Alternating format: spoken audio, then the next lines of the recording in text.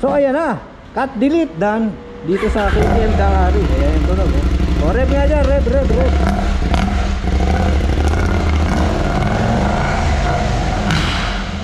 Iingay, yan yung talagang tunog ng KTM. Yan talaga siya. Kakaiba yung parallel niya, parallel twin na makina niya.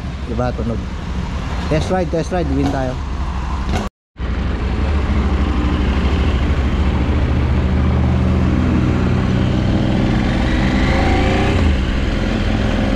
Wala naman masyadong pinagbago sa idling.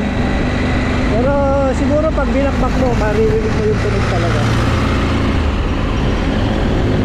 So yung konting tunog niya na lagapak ng usual tunog ng KTM.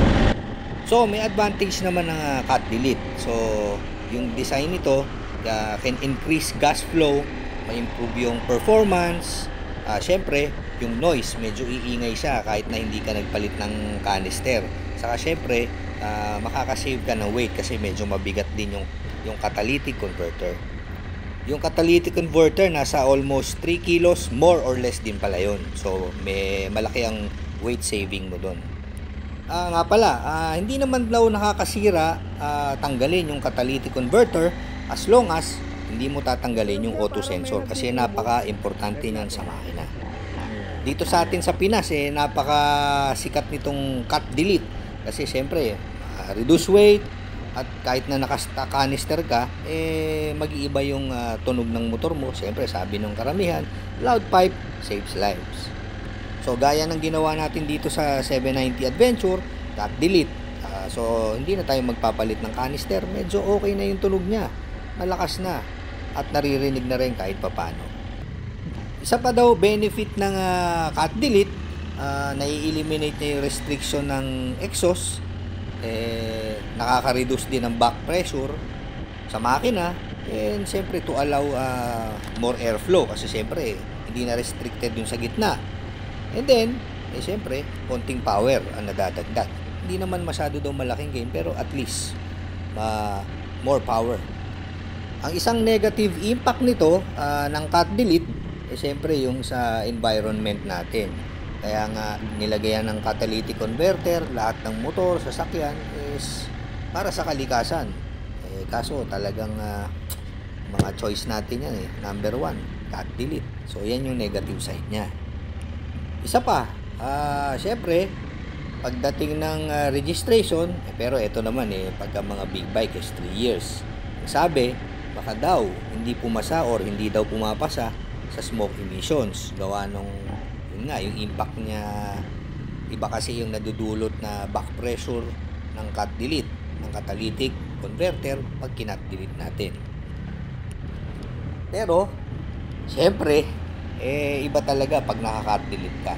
Kasi matagal namin, kumbaga pinag-usapan din namin na kung magpapalit ba kami ng canister na lang. So, hindi kami magtatanggal ng catalytic converter. Pero, mas marami talaga na nagsasuggest na mag-cut delete na lang. Una nga, yun nga, lose weight. Tapos, at least stock canister ba rin yung pinaka-exhaust pipe natin. Yung tunog naman, halos ganun din.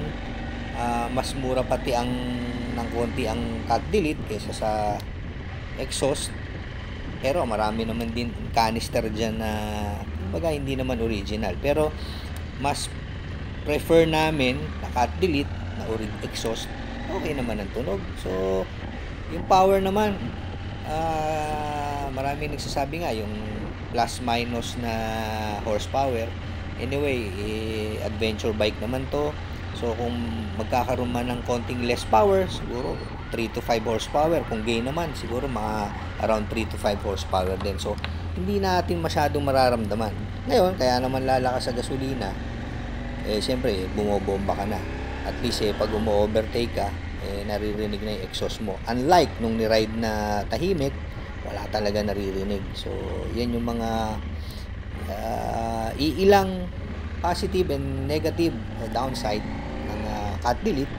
Pero pinaka-importante, enjoy the ride, enjoy mo yung motor. Siyempre iba pa rin yung may naririnig kang tunog o na ilalabas mo yung talagang tunog ng motor, di ba? Kasi bawat motor iba-iba ng engine note ba yan o sound ang pinoproduce.